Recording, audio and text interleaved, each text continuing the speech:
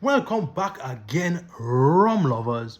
What we have here is a Yowie 16-year Beenleigh distillery in Australia. So this is an old sample I've been sitting on for almost one whole year.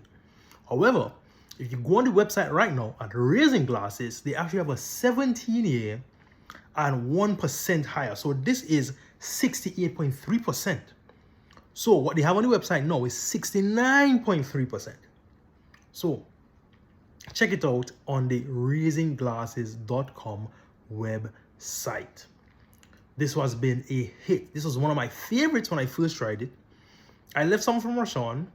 I guess he didn't come to collect it because half is still there. So, such is life, you know. What is wrong between friends? But the Yowie right here from Raising Glasses was a major hit. Therefore, they restocked with our older one. So I guess they had 2 barrels. One sat for an extra year. And, you know, due to angel share and all that, they lost a percentage. So, or they gained a percent of rum. All right. Poured it up. Looking good. Smelling good. Man, I don't know. Beenleigh, and this is pre-2010. So Beenleigh has changed master blenders over the years. And there's a lot of different iterations of the Beenleigh distillery and the Beenleigh rums, right? So there was once a time when they tried Jamaican style rums.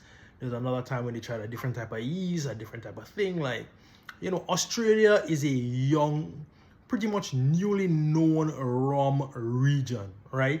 So they would try to copy the other regions that are more famous, that are more popular, and Jamaica was one that they tried to copy back in the early 2000s. So they tried to use the same yeast, they tried to use the same dunder process, all that kind of stuff.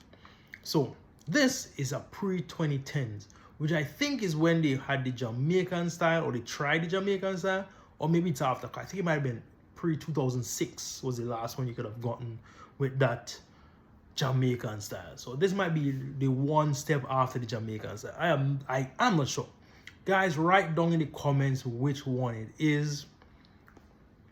All right, let's get to it. Nose is nice, a little hot, but again, it's almost 70%. This is 68.3%. And a bottle of this is for $65. But to me, it's worth every dollar. 68.3% rum. And it is 16 years old. The new bottles are 17 years old. Where else could you get that? Where else could you get that product?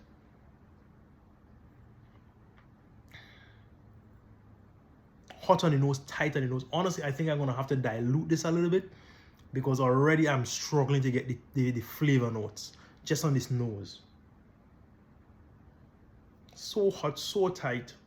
I'm getting nuts, I'm getting some wood on the barrel, I'm getting some heat on the nose.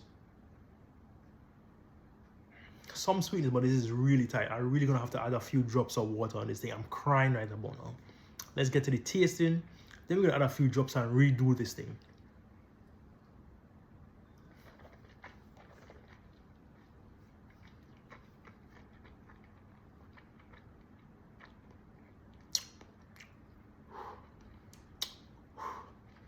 Attacking my tongue intensely. The flavors are, it's almost subtle, honestly. Salty, sweet, caramel, but no traditional molasses flavors. It's like honeysuckle, maple, like just light sweet flavors.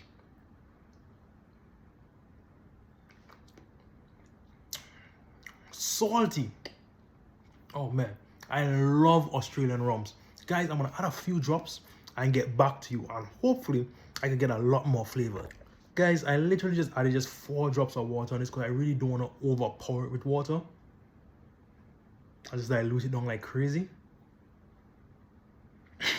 It's very salty and very hot still when I'm on that note. It's really tight, like I'm not getting a lot of flavor notes from it. I'm getting some nuttiness. It's like almond or macadamia or something. Let's get to the tasting again.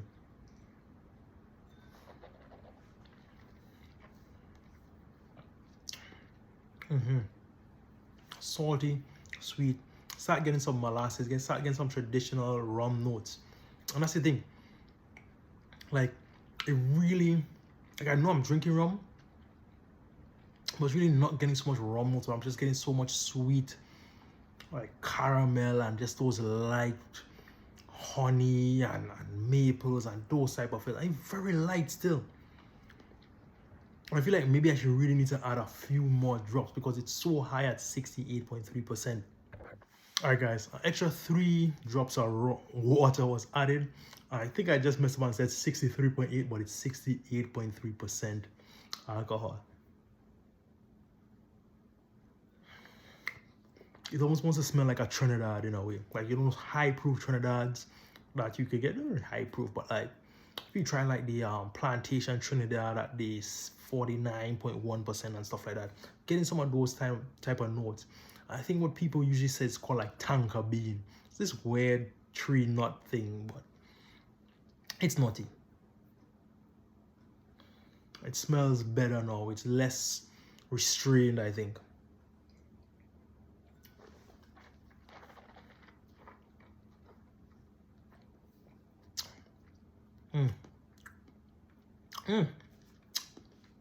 More wood flavors, more tannins, more nuts, but still I'm getting that sweetness. When you get a rum at such a high proof, just slowly trickling down the heat really is a good thing to do. It's almost like you get a new rum each time. The rum is evolving each addition of water.